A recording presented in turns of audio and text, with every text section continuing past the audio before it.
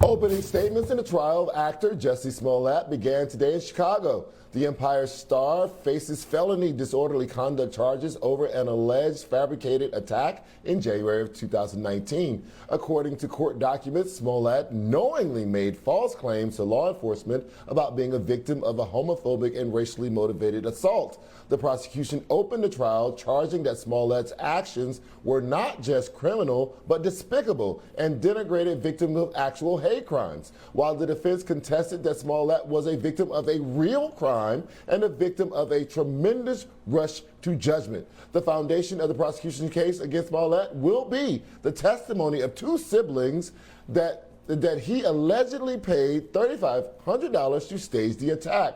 Joining us to discuss the Smollett saga is former prosecutor and defense attorney Charles Coleman. So, Charles, why is this case such a sensation? Like if you peel it away, he was, he had a role on the show, but he's a minor star involved in a case in which no one was actually hurt. If what the prosecutor is saying is true, it did divert resources, but it diverted resources because of the politics around it. The insinuation that it was a Trump supporter who done this. So why are we fixated on this case in this way? Well, Charles, this is a drama that Lee Daniels himself wished he could write. Sensationalized is exactly the right word. I think that the implications of this case are what people have fixated on. Of course, Jussie being the actor that he is and being sort of known in the public eye, the connection to Empire as a big show, all of those things play a role. But I think on a larger level, there is a conversation that is taking place about, number one, the intersection between race, sexual orientation, and celebrity that we see being unraveled here. And then number two, this notion of a false accusation.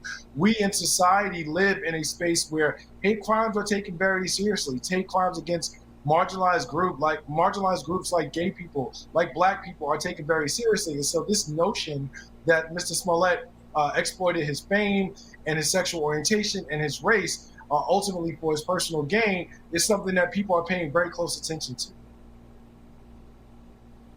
So what do you think the chances are for Smollett to be able to put on a successful defense if the people who did the attacking are both going to testify for the prosecution, saying that Jussie gave them money and planned the whole thing?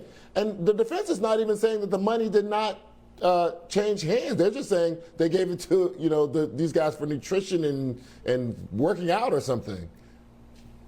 Well, Charles, there have been a number of twists and turns in this case, all from the original arrest of these two men, the first prosecution of Jussie Smollett, and then the original DA dropping charges, and now the special prosecutor. I think ultimately the two-star witnesses for the prosecution are going to have a huge impact on this case. If the jury finds them to be credible, the Smollett is going to have a significantly uphill battle. However, I think it's important that viewers understand the prosecution also has other evidence. There's video evidence that corroborates their story in a number of different ways, and that I think can be very damning to Mr. Smollett and his defense team.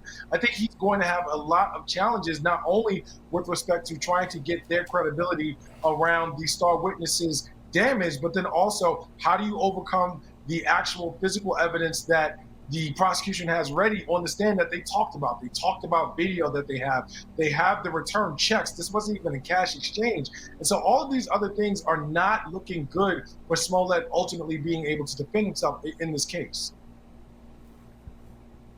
Do you think, however, just as a phenomenon, that it's overkill? I mean, we've gone through year of investigation. That prosecutor said no, and then a special prosecutor is brought into this case. Now we have this full-blown trial. Yes, if he did this, horrible, dumb, why would you do that? Doesn't make any sense. Also, I keep thinking about Central Park woman with dog, making a false accusation against a bird watcher. At a certain point, they just let it go. Yes, it's dumb, you lost your job, and nobody filed charges, and they just let it go. Why this one, though? Why is it dragged out to such a degree? He's already publicly embarrassed by this. He lost his space on that show. What else are we going to gain as a society from this? Well, when you peel back the layers of what's going on here, what you start to see is, as the kids say, a real flex by the Chicago Police Department. This case has gotten the attention that it has because Chicago PD decided that they didn't want to take the embarrassment. And so they've made this a matter of how many man hours. There were 26 officers who were working on the case, over 3,000 man hours that were spent. And so they have put political pressure on the DA in this case to make it bigger than what it is. And so that's really what we're talking about when you look at the magnitude and scope of what has happened with this trial and the amount of attention that it's gotten. This is all about Chicago PD and the amount of pressure that they have placed on elected officials to make this case bigger than what it is. Charles Coleman, thank you so much for joining us tonight. I really appreciate your time.